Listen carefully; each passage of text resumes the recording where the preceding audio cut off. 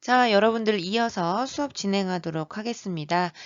비유동자산 파트하고 있고요. 투, 유, 무, 기타 비유동 지금 열심히 수업을 하고 계십니다. 자, 여러분들 비유동자산에서는요. 투, 유, 무, 기타 비유동 중에서 이 유형자산은 겁나 중요하죠. 왜 그럴까요? 저번에도 말씀드렸듯이 모든 기업에 유형자산 하나쯤은 있습니다. 그 대신 대기업 같은 규모가 큰 기업들만 가지고 있는 무슨 무형자산이라든지 투자자산은 있을 수 있겠지만 유형자산은 꼭 있죠. 그래서 여러분들 아마 저번 학기 때 유형자산은 배우셨을 거예요. 그래도 한번 정리를 하고 넘어가도록 하겠습니다.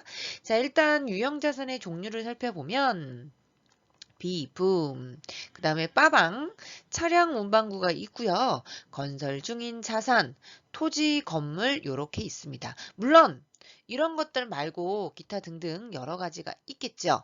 자, 그럼 이제 일단 여기서 중요한 건 뭐냐면 여러분, 비품과 소모품 비 또는 소모품을 구분해 낼 줄 아셔야 돼요. 자, 이거는 제가 예전에도 한번 설명을 해드렸던 것 같은데, 자, 유형자산 파트 나왔으니까 일단 가보도록 할게요.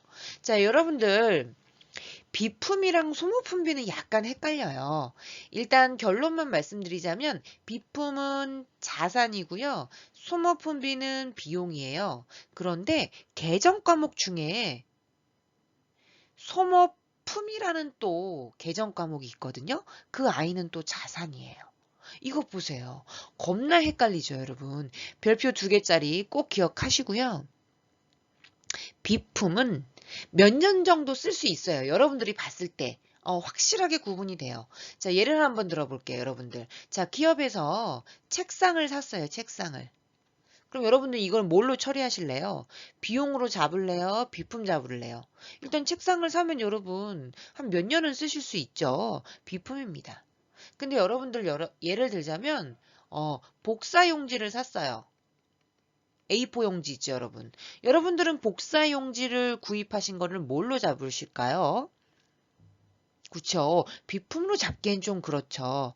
물론 복사용지를 다 엄청 많이 사서 1년 이상 못 쓰잖아요.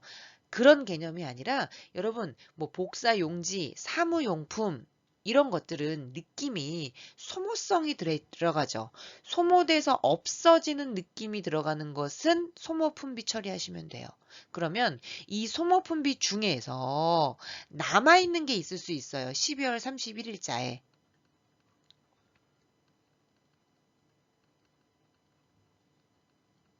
그것은 소모품으로 다시 잡아주셔야 돼요.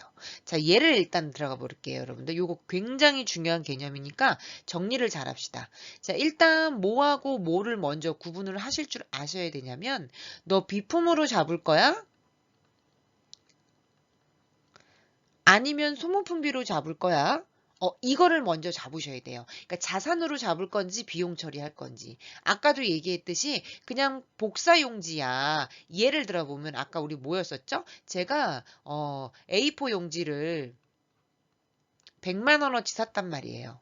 그럼 요거는 뭘로 떠는 게 유리해? 일단 소모품비 잡는 게 유리하죠. 소모돼서 없어지는 거잖아요. 책상을 샀는데 내가 1년 사용했어. 또는 6개월 사용했어. 그럼 책상에 한쪽 다리가 닳아서 없어지나요? 그죠? 그런 건 아니잖아. 노트북을 샀어요, 여러분. 노트북을 샀더니 한 6개월 정도 썼어. 그럼 노트북 키보드에 한 알이 없어지나요? 그런 개념이 아니잖아요. 그래서 일단 비품과 소모품비를 잡으시면 되고요. 그래서 비품은 상관없는데 만약에 네가 요 소모품비로 잡았어. 그런데 100만 원어치 다 샀는데 12월 31일 날 요 20만 원이 남아 있는 거야. 그럴 수 있죠. 복사용지를 대량으로 산다 그래서 디스카운트 해준다 그래서 많이 샀어. 근데 그 아이가 20만 원이 남아있는 거예요. 그럼 그때는 또 뭘로 대체를 할 거야? 소모품으로 대체를 할 거예요. 끝. 어떻게 대체하는지에 대해서는 여러분 제가 결산 때 다 12월 31일 나와 있는 아이들은 결산 때 다 싸잡아서 할 거예요. 중요한 건 개념을 알고 가시는 게 중요해요. 이해되셨죠? 비품, 소모품비, 소모품 이 세 명의 아이들을 한 셋으로 같이 보셔야 돼요. 그런데 여러분 헷갈리는 것들이 있어요. 여러분 이게 소모해서 없어지는 건가? 1년 이상 쓸 수 있나? 없나? 이건 여러분 약간의 개인차가 들어가죠. 나는 막 썼어. 그죠? 그럴 수도 있잖아요. 그래서 이게 또 법인세법이랑 연관이 돼요. 무슨 말이냐면 구분하기가 좀 애매해. 시험 문제에선 여러분 자산으로 처리해, 비용 처리해 라고 알려줘요. 자격증은. 왜냐면 이런 걸로 사람마다 다 다르기 때문에 생각하는 개념이나 그래서 만약에 그런 자산이나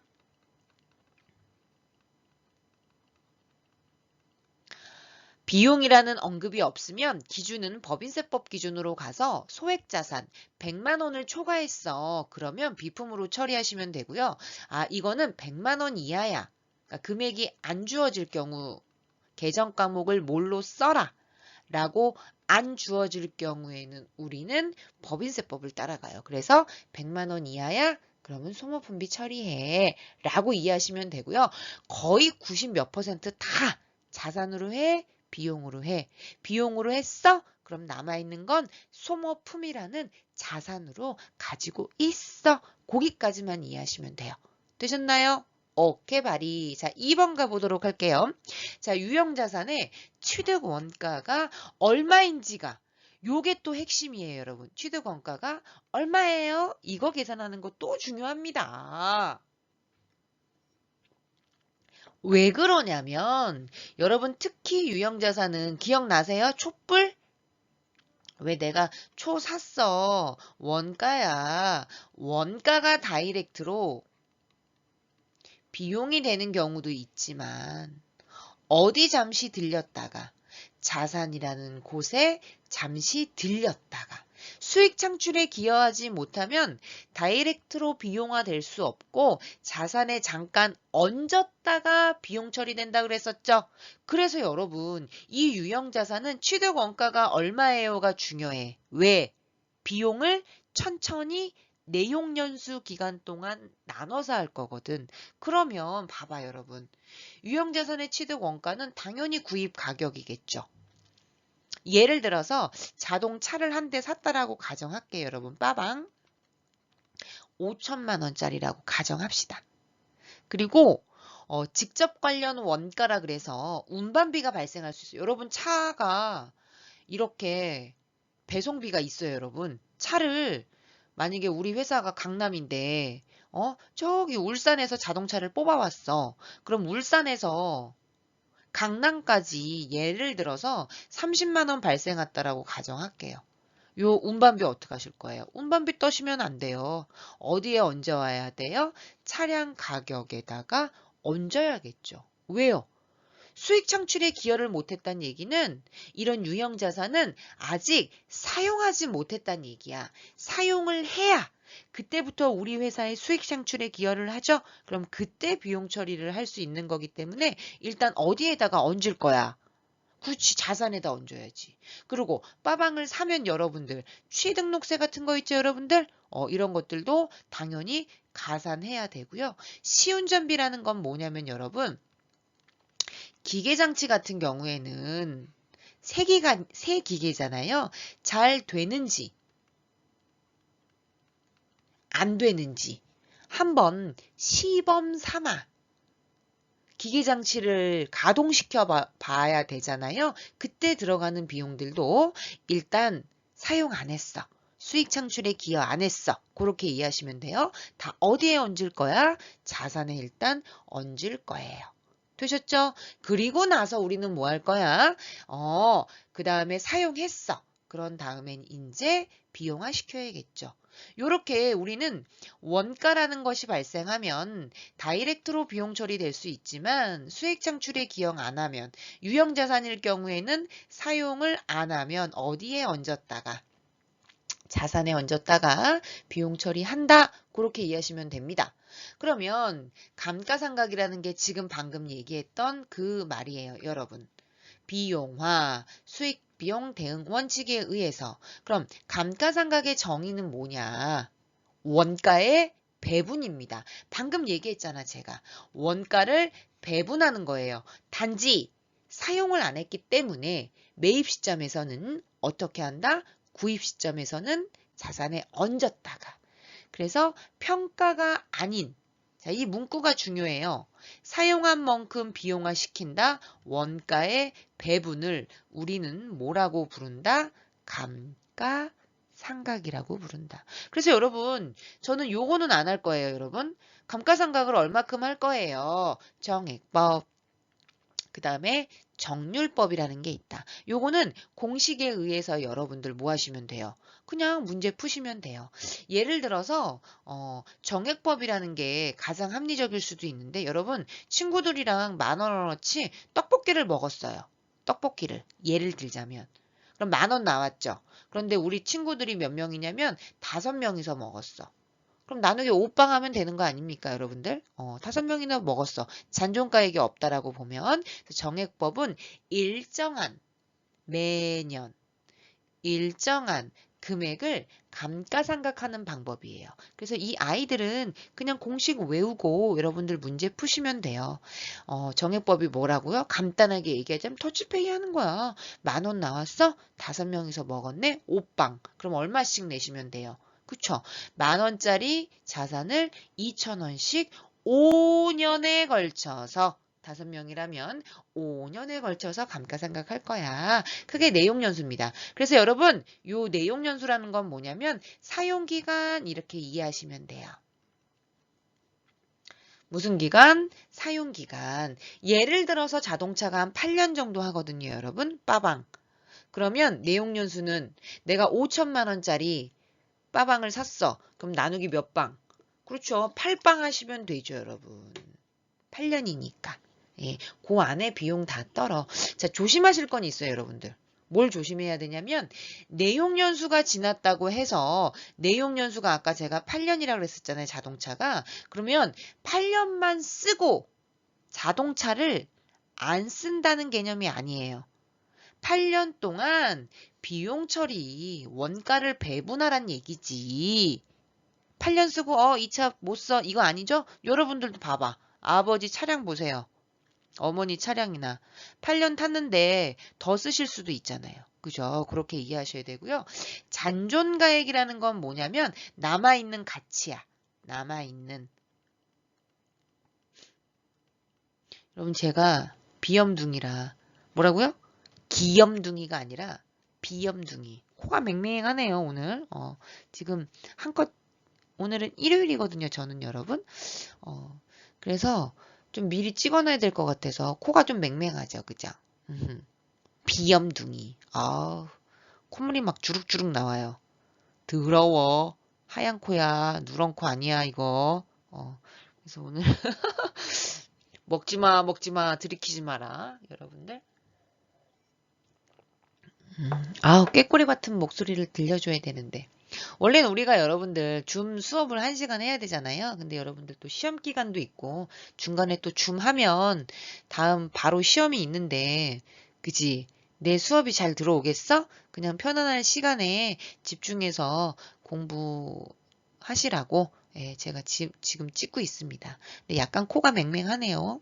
저기가 양해 말씀 부탁드리고요. 뭐하다 또 일로 왔어? 그치? 잔존가액.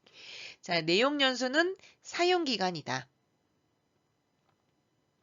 그래서 내용기간을 지나서 사용은 가능하다. 단지 이 내용연수는 비용, 원가에 배분하는 기간이다. 그렇게 이해하시면 되고요. 잔존가액은 남아있는 가치예요. 그래서 잠깐만 일로 올게요, 여러분들. 얘도 차로 설명하면 좋다, 여러분. 잔존가액이라는 게 뭐냐면 여러분 제가 자동차를 사용하다가 매각을 하고 싶어요. 그럴 수 있죠. 아니 새 차를 뽑고 싶은 거야. 그러면 중고자동차에 팔죠. 이거를. 그러면 여러분 정말 거짓말 아니고 고철값이라도 나와요. 예를 들어서 몇십만 원 받을 수 있다고. 이게 잔존가액이야. 여러분 유형자산은요. 잔존가액이 있어요. 이걸 인정해줘요. 우리 다음 주차에 나와 함께 무형자산 배울 건데요. 유형자산은 중고자동차라는 이 빠방을 이 중고차를 사주는 시장이 존재하기 때문에 여러분 잔존가액을 인정한다고. 그런데 우리 이제 시험 보고 저랑 무형자산 배우겠지만 무형자산은 잔존가액을 인정해주지 않아요. 왜냐하면 매각시장이라는 게 존재하지 않거든요. 그래서 잔존가액을 0으로 봐요. 여러분들 아마 그렇게 배우셨을 거예요. 그러니까 왜 잔존가액이 얘는 있고 없건데? 라고 접근하시면 안 돼요. 회계는요. 이유가 있어. 회계는 제가 늘 강조하는 게 뭐예요? 민주주의라 그랬잖아. 회사야, 니네 회사는 이걸로 평가하는 게 좋아? 니네 회사는 정액법이 좋아? 아니야. 니네는 정률법이 좋아? 알았어. 그걸로 해. 니네 생산한 만큼 할래? 그래. 생산률 비례법 그걸로 해. 근데 세법은 여러분 제가 항상 얘기하는 게 뭐예요? 공산주의라는 표현을 썼잖아. 회계는 무형자산 잔존가액 인정 안 해. 예를 들자면 세법은 그럼 그냥 외워. 공산주의라니까. 묻고 따지지도 마세요, 여러분. 근데 회계는 다 이유가 있어. 그래서 여러분 항상 회계가 더 어려워. 어려워야 정상인 거야. 그래서 왜 회계는 원리야? 원리를 모르면 회계를 할 수가 없는 거죠. 포인트는 뭐라고? 그래서 여러분들이 저한테 회계를 배웠더라면 그래도 왜 그런데요, 교수님? 세법은 물론 세법도 이유가 있지만 거의 이유가 없어. 세법은 공산주의라니까. 괜히 잡혀갈 것 같네요. 좀 무섭네요. 그죠? 매각시장. 존재하지 않아요. 예를 들어 볼게요. 여러분 이거 무슨 마크인가요? 제가 이걸 딱 그리잖아? 뭐 골프채라고? 아니죠. 나이키. 그죠? 우리는 이 마크만 보도 여러분 이게 나이키인지 알아요. 그럼 나이키 회사 입장에서 이 마크를 파나요? 이걸 팔아? 이거 절대 안 팔죠. 코카콜라 마크, 삼성전자 마크, 로고, 애플, 사과 이런 거를 팔지 않죠. 매각 시장이 존재하지 않아요. 물론 프랜차이즈일 경우에는 무슨 BBQ 이런 거는 임대는 할 수 있죠. 그렇잖아요, 여러분들. 웬만해선 이런 마크라든가 상표권 이런 것들을 매각하지는 않아요. 최악의 경우는 뭐 팔든지 말든지는 하겠지만. 암튼 제가 여러분들한테 말씀드리고 싶은 건 뭐냐면 유형자산은 팔아요. 그리고 그런 파는 빈도가 굉장히 빈번하다고. 그래서 잔존가액, 매각 시장 여부에 따라서 간다라는 거. 이해되셨죠, 여러분들? 자, 꼭 기억하시고요. 자, 무형자산 할 때 또 나오겠지만 감가상각을 안 하는 자산들이 있어요, 여러분들. 여기. 자, 토지는요. 왜 안 하냐면 내용 연수가 없어요. 여러분 토지를요. 계속 쓰잖아요, 여러분. 오래 쓰면 건물이나 기계장치, 차량 운반 같은 거 여러분들 보세요. 오래 쓰면 막 낡고 해지고 이러죠. 근데 토지는요. 내용 연수가 없죠. 그래서 감가상각을 안 해요. 물론 이거 봐라 또 이상한 생각한다 또. 자, 토지에다가 핵폭탄을 떠뜨렸어. 죄송합니다, 여러분. 너무 유치한가요? 핵폭탄을 터뜨렸단 말이야. 그럼 감가 되겠지. 쑥되겠지. 그러지 않고서는 내용 연수가 없기 때문에 토지는 감가상각 안 하고요. 여러분, 요것도 중요해요. 건설 중인 자산도 얘는요. 아직 우리가 사용했어, 안 했어? 사용하지 않았잖아요. 그래서 유형자산 중에서 감가상각을 안 하는 자산은 일단 2개. 토지와 건설 중인 자산입니다. 그럼 여러분 이 건설 중인 자산은 나중에 뭐로 대체되나요? 건물로 나중에 대체되죠. 완공되면. 그때 이제 건물로 변신하면서 그때 감가상각을 하겠지. 그렇게 이해하시면 돼요, 여러분. 자, 꼭 기억하시고요. 유형자산. 자, 요 별표 하늘색으로 칠할까요, 여러분? 여러분, 유형자산을 취득하거나 매입할 때 계약금을 지급하는 경우가 있어요. 그렇잖아요. 여러분 건물 같은 것도 생각해봐. 아, 이걸로 갈까요? 여러분 쉽게 생각해보자. 여러분들 집을 산다고 생각해봐요. 그러면 집이 만약에 5억짜리야. 그럼 한 방에 5억 주고 계약하나요? 맨 처음에 계약금 걸죠. 그리고 중간에 중도금이라는 걸 줘요. 예를 들어서 5억이야. 그럼 예를 들어서요. 계약금으로 1억 주고 중도금으로 4억 주고 벌써 5억인가요? 여기 3억 주고 나중에 잔금 치르면서 이제 내 집이 되거든요. 예를 들자면 이렇게 고가잖아요. 여러분 대부분 유형자산들은. 취득하나 매입할 때 들어가는 이런 계약금 형식은요. 계약금. 그럼 여러분들은 또 낚여. 성급금이라고 한다. 이제 계약금을 지급 이렇게 용어가 나오면 여러분들은 얘를 선급금 이렇게 쓰려고 해요. 안 된다고. 뭐라고요? 그렇죠. 건설 중인 자산으로 일단 쓰셔야 돼요. 그랬다가 저 아이도 그럼 느낌 딱 오시죠, 여러분? 건설 중인 아이라는 얘기는 나중에 다 뭐로 대체돼요? 잔금 치르면서 건물로 대체되겠죠? 그리고 나서 사용하겠죠? 그럼 그때 비로소 비용화 된다라는 거. 여러분 이 원가의 배분이라는 용어가 감가상각은 굉장히 중요했다. 꼭 기억하셨으면 좋겠다. 여기 감가상각. 그러니까 바로 비용화 되지 못하고 자산에 얹었다가 그것도 기다려야 돼. 자산에 얹었다가 모화되면 그쵸. 사용되면 그때 비용 처리된다. 거기까지.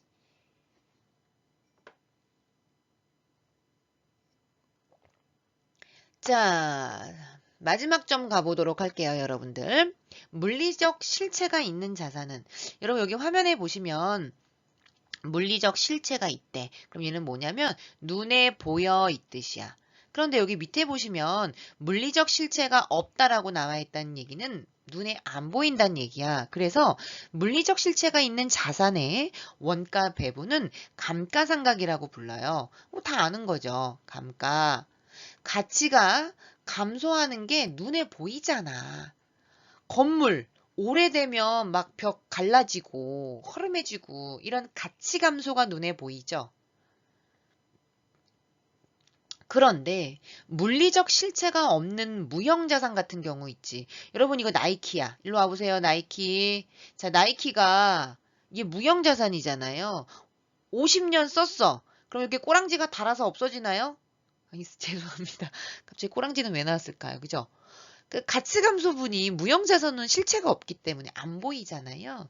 그래서 요 앞대가리에 감가라는 용어를 쓸 수가 없어. 그래서 그냥 무형자산은 상각한다라고 표현을 하고요. 유형자산은 여기 요 감가상각은 유형자산을 의미합니다. 유형자산은 감가상각, 무형자산은 그냥 상각. 그런데 천연자원 같은 것들은 감모상각이라는 표현을 써요. 그것도 알아두세요, 여러분들. 천연자원 같은 거를 무슨 지하에 있는 이런 자원 같은 걸 캔다. 그럴 경우에는 감모상각이라는 용어를 쓴다. 자, 꼭 기억하시고요. 자, 이제 우리 마지막 중간고사는 여러분들 제가 오늘 것까지 배운 이 부분에서 시험 문제 출제를 하겠습니다. 별도로 공지할게요. 유형자산의 재평가라는 말이 나와 있죠.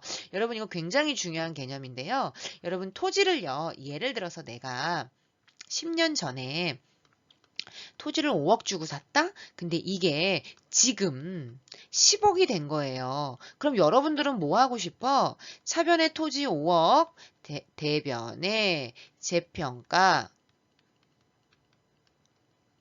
잉여금 5억 이렇게 쓰고 싶으실 거예요. 물론 안 하셔도 돼요. 우리는 이렇게 교수님 저는 그냥 요 5억짜리 토지로 냅둘래요. 요거를 우리는 회계에서 원가법이라고 불러요.